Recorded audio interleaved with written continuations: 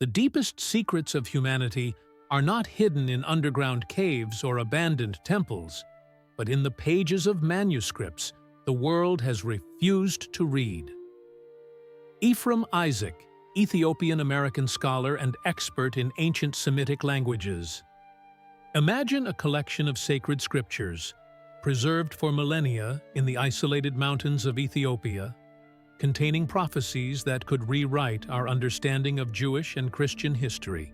Texts that survived persecutions, wars, and the relentless march of time, only to remain misunderstood by the modern world. These are the Falasha scriptures, one of the most enigmatic and understudied literary treasures of the Jewish tradition. The Falasha, also known as Beta Israel, are Ethiopian Jews whose existence challenged Western notions about the Jewish diaspora. For centuries, they preserved a unique form of Judaism, isolated in the Ethiopian highlands, developing their own traditions, rituals, and, most significantly, their own sacred texts. While the world knows the Torah, the Talmud, and other foundational Jewish texts, the Falasha scriptures remain an enigma shrouded in mystery. The story of the Falasha begins with a provocative question. How did a Jewish community flourish in the heart of Africa, seemingly disconnected from the wider Jewish world? Theories abound. Some believe they are descendants of the lost tribe of Dan, who fled southward after the destruction of the First Temple. Others suggest they are descendants of Jews who accompanied Menelik III, the supposed son of King Solomon, and the Queen of Sheba, when he returned to Ethiopia. What makes this story even more fascinating is that the Falasha possessed neither the Talmud nor spoke Hebrew as their primary language. Instead, they preserved their sacred texts in Ge'ez, an ancient Ethiopian Semitic language. These manuscripts, written on goatskin parchments with vegetable inks extracted from local plants, contain not only unique interpretations of the Torah but also prophecies and revelations that appear in no other known Jewish text. When the first European explorers encountered the Falasha in the 19th century, they were astonished. Here was a community that practiced animal sacrifice, observed ritual purity laws, and celebrated Jewish festivals, but with distinct practices that seemed to preserve elements of pre-rabbinic Judaism. More surprising still were their sacred texts, which contained narratives about biblical figures that diverged significantly from known versions. The Falasha manuscripts speak of prophetic visions granted specifically to African Jews, foretelling not only the global dispersion of Jewish people, but also their eventual return to Jerusalem from the four corners of the earth. What makes these prophecies particularly intriguing is that they seem to anticipate events that would occur thousands of years later, including details about how Ethiopian Jews would eventually be brought back to Israel in birds of metal, a description many interpret as a reference to the airlift operations that rescued the Falasha during the 1980s and 1990s. But why do these scriptures remain so understudied? Why has the academic and religious world been so slow to recognize their importance? The answer may lie in a combination of historical prejudice, language barriers, and the fragmented nature of the texts themselves. What else did the Falasha know that the rest of the Jewish world has forgotten? And what if these scriptures contain keys to understanding not just the past, but also the future of humanity? The Falasha manuscripts are not mere copies of known biblical texts.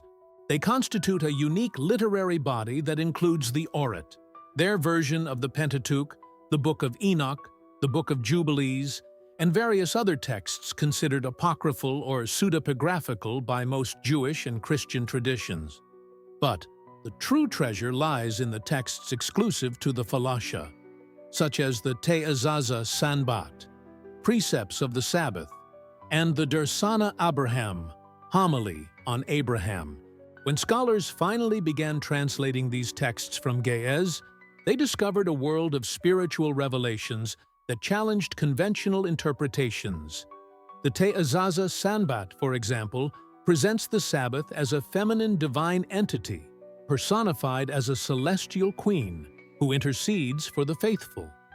This concept of a feminine divinity associated with sacred time has no parallel in other canonical Jewish texts, yet echoes ancient Near Eastern traditions that were largely suppressed.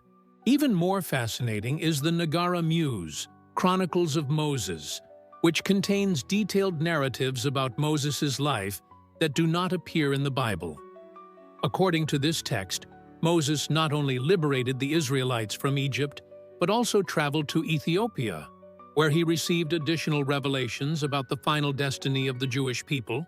The manuscript describes how Moses prophesied that a portion of the children of Israel would be taken to the land where the sun rises black, interpreted as Africa, where they would preserve the faith in its purest form until the time of return. The manuscripts also contain the intriguing Book of Abba Elijah, which details apocalyptic visions granted to a 5th-century Falasha mystic. These visions describe a time when the heavens will be torn by fire, and chariots without horses will traverse the earth, followed by a period when the children of Israel will return from all nations, including those whose skin is as dark as night. Many modern scholars are perplexed by these descriptions that seem to anticipate both the technological age and Operations Moses and Solomon, which transported thousands of Ethiopian Jews to Israel. What makes these scriptures even more remarkable is their preservation of theological concepts that may date back to the First Temple period. While Rabbinic Judaism evolved significantly after the destruction of the Second Temple in 70 CE, the Falasha, isolated in the Ethiopian mountains, preserved practices and beliefs that may represent an older form of Israelite faith. An example of this is found in the Mashafeh Kidan Book of the Covenant, which describes a complex cosmology involving multiple heavens and an angelic hierarchy that differs significantly from later rabbinic traditions.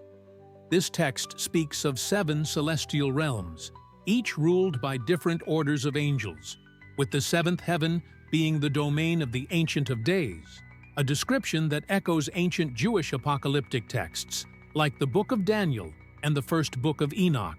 Perhaps the most controversial aspect of the Falasha scriptures is their inclusion of explicit prophecies about the rise of new religions. The text, known as Visions of Yosef, contains passages that seem to describe the emergence of both Christianity and Islam, referring to a son of Israel whose words will be distorted to create a new path, and later to a man of the desert who will unite many tribes under a new law.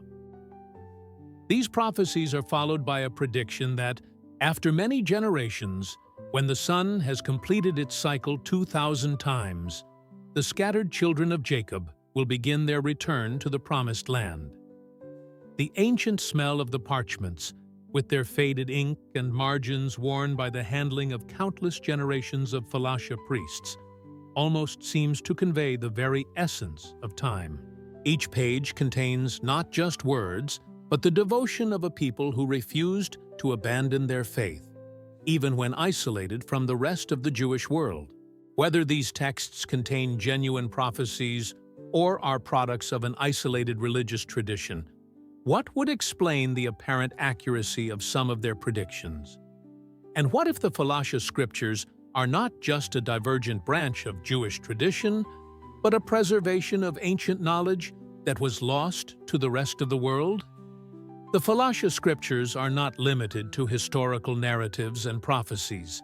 They contain a sophisticated cosmological and mystical system that establishes surprising connections with esoteric traditions from various cultures around the world. The Meshafeh Mystir, Book of Mysteries, rarely mentioned even in the most comprehensive studies of the Falasha, presents a cosmology that divides creation into 9 interconnected worlds, each governed by specific angelic forces. This conception of multiple realms of existence echoes not only Jewish Kabbalah, which developed much later in Europe, but also cosmological systems found in Egyptian Gnostic texts and even some ancient Hindu traditions. How could an isolated community in the Ethiopian mountains develop such a complex system that resonates with mystical traditions from distant continents? One of the most fascinating concepts found in the Falasha texts is that of Sanbat Manfasui, spiritual Sabbath, a state of elevated consciousness that transcends linear time. According to the Nagara Kedas, Words of the Holy, Manuscript, those who achieve this state can see beyond the veil of time, contemplating both what has been and what will be.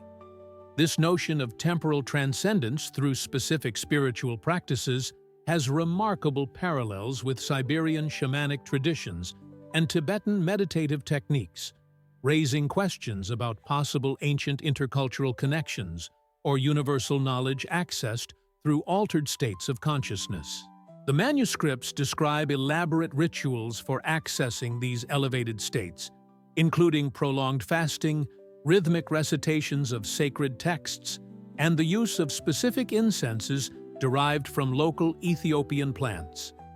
The text, known as Tefetro, creation, details how certain Falasha priests, known as Lika Kahnat, high priests, were trained from childhood to develop visionary capabilities through these practices. When the incense of 7 herbs rises and the ancient words are chanted at the hour when the stars of Dawit appear in the sky, the veil between worlds becomes as thin as the finest silk, the manuscript describes. The Lika Kahen must then close the external eyes to open the internal eye, the one that sees beyond time and space.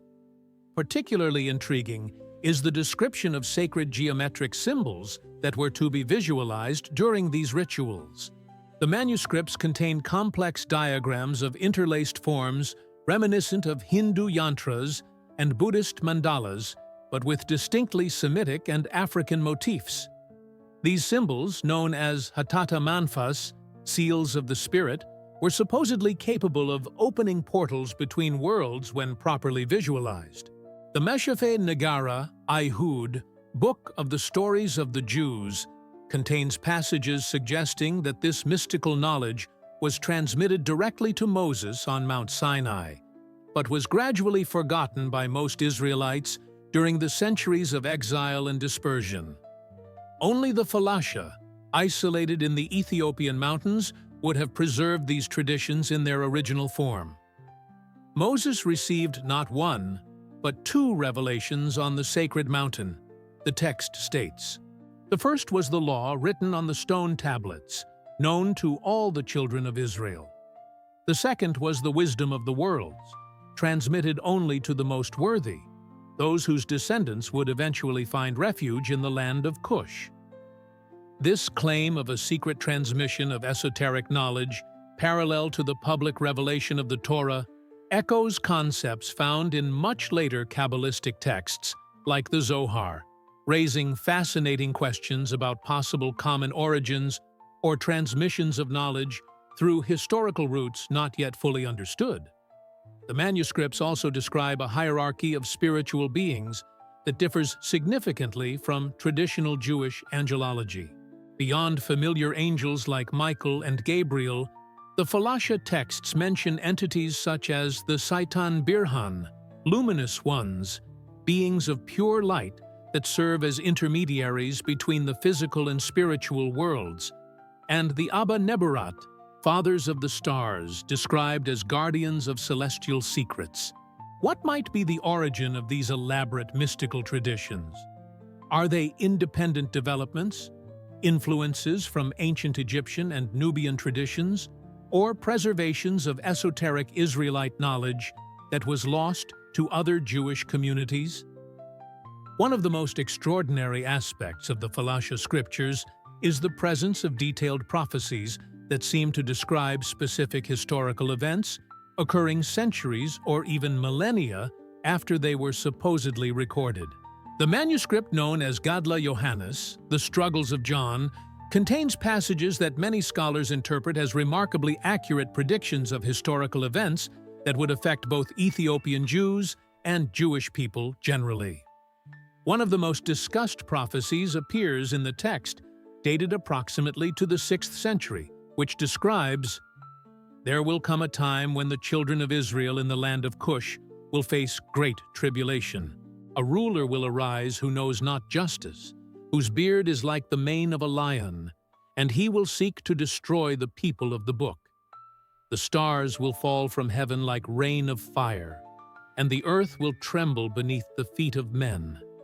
Modern historians note the striking similarity of this description to the reign of Ethiopian Emperor Johannes IV in the 19th century, who had a characteristic beard and imposed severe persecutions on the Falasha. During his reign, an extraordinary meteor shower occurred in 1866, the Leonid event, and a major earthquake struck the region in 1889. The accuracy of this prediction raises profound questions about the nature of these texts. Even more impressive is the passage from the Meshafaraye, Book of Visions, that seems to describe the Holocaust. "In the last days, when the sun has completed its cycle 1,900 times since the birth of the prophet of the new faith, a great evil will befall the children of Israel in the northern lands. A man with the symbol of the broken cross will lead a mighty nation and seek to exterminate the chosen people. 6 times 600,000 souls will be devoured by fire before his wickedness is halted." The reference to 1,900 turns of the sun since the birth of Jesus, the prophet of the new faith, points to the 20th century. The mention of the broken cross, possible reference to the swastika, and the approximate number of Holocaust victims, 6 million or 6 times 600,000, is difficult to ignore. How could the ancient Falasha scribes have predicted such events with this precision? Equally remarkable is the prophecy found in the Nagara Muse that seems to anticipate the establishment of the State of Israel and the subsequent return of Ethiopian Jews. When the great cycle is near its end, the scattered children of Jacob will return to the land of their ancestors. First will come those from the north and west, establishing the kingdom anew. Then, after 40 seasons, the children of Solomon from the land of Cush will be carried on wings of giant eagles, crossing the great river Gihon to return to the Promised Land. The creation of the State of Israel in 1948, followed approximately 40 years later by the airlift rescue operations of Ethiopian Jews, Operation Moses in 1984, and Operation Solomon in 1991, seems to correspond remarkably to this ancient prediction. Skeptics argue that these correspondences may be the result of retroactive interpretations or possible later modifications of the texts. However, carbon-14 dating and ink analysis on various Falasha manuscripts have confirmed their antiquity, with many dating from periods long before the events they seem to describe. Professor David Kessler, a specialist in Ethiopian studies at the University of London, observes, "What makes these Falasha prophecies so intriguing is not just their apparent accuracy, but the fact that many of them were documented by European travelers in the 19th century, before the predicted events occurred.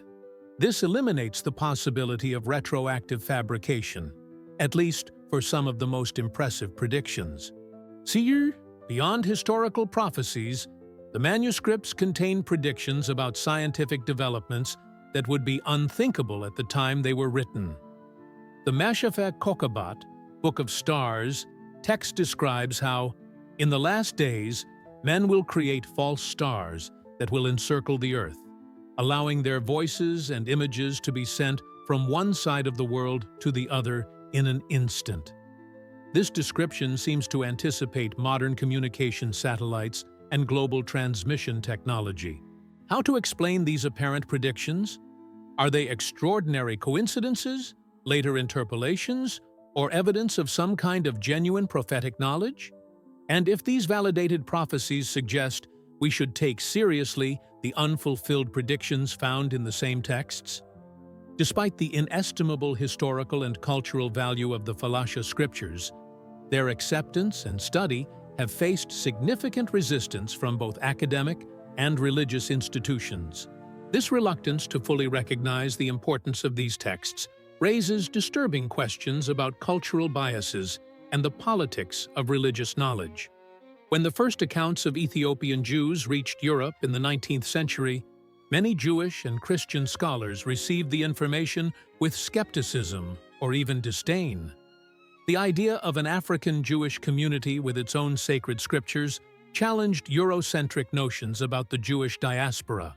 As a result, Falasha texts were often classified as folklore or primitive legends, rather than being recognized as legitimate parts of Jewish religious literature. Rabbi Joseph Halevi, who visited Ethiopia in 1867, was one of the first scholars to recognize the authenticity and importance of Falasha traditions. However, when he returned to Europe with copies of several manuscripts, he encountered significant resistance from the academic community. His colleagues questioned the authenticity of the texts, suggesting they were mere late adaptations of conventional Jewish texts or Ethiopian Christian influences. This attitude persisted well into the 20th century. Professor Edward Ullendorf, an authority on Ethiopian studies at the University of London, wrote in 1956, "The literary traditions of the Falasha, while interesting from an anthropological standpoint, can hardly be considered significant contributions to the corpus of Jewish literature."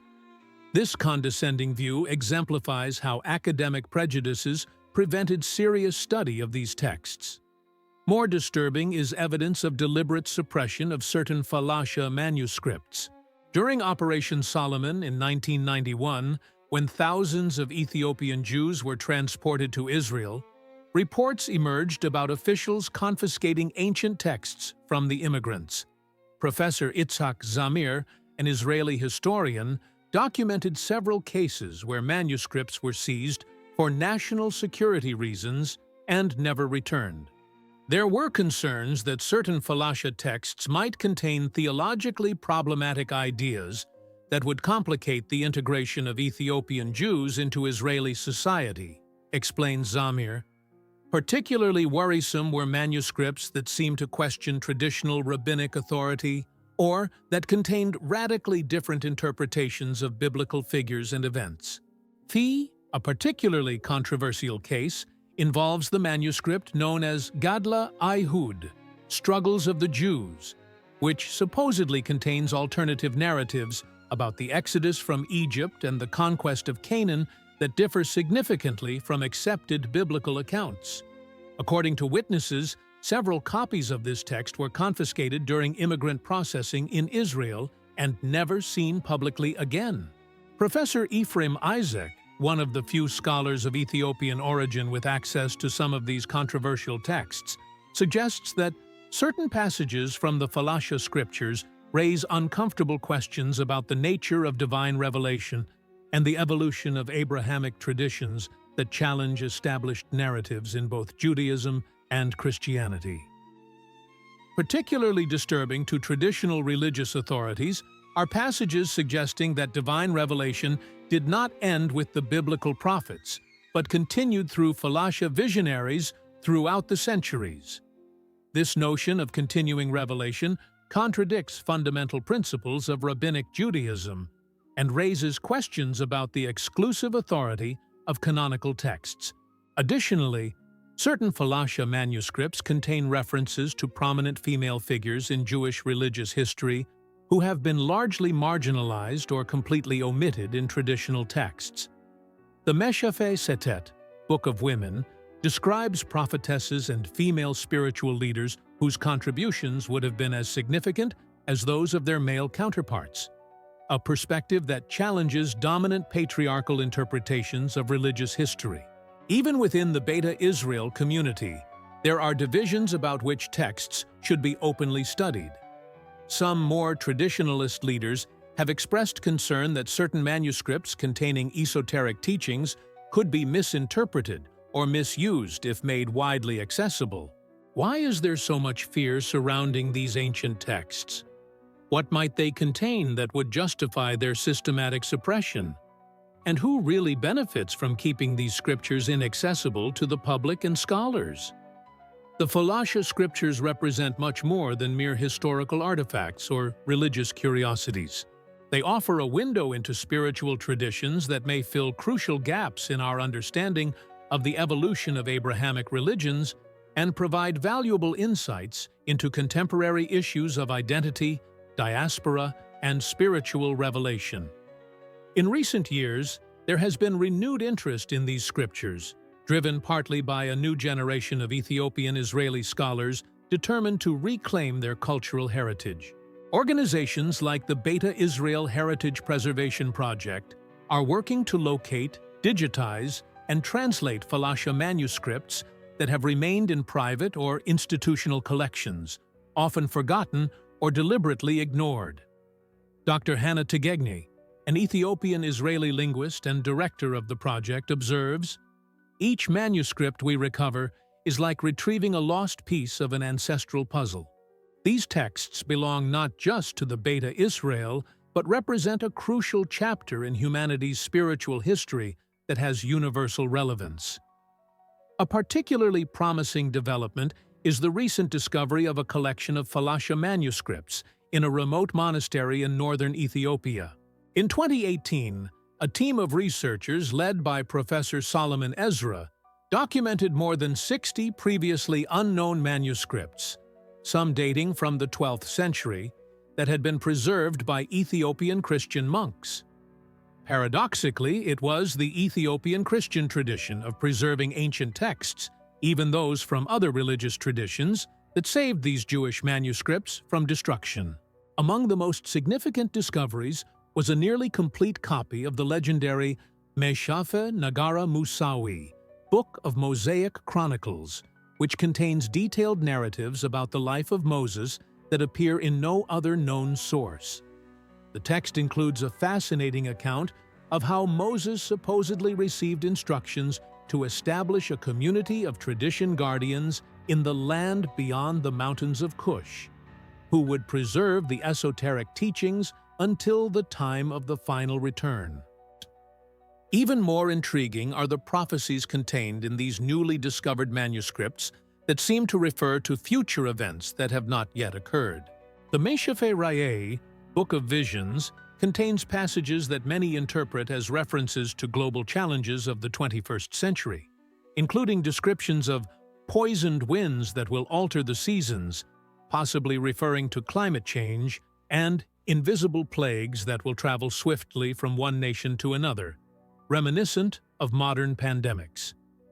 Particularly relevant to the contemporary world is the emphasis many Falasha texts place on the underlying unity of spiritual traditions.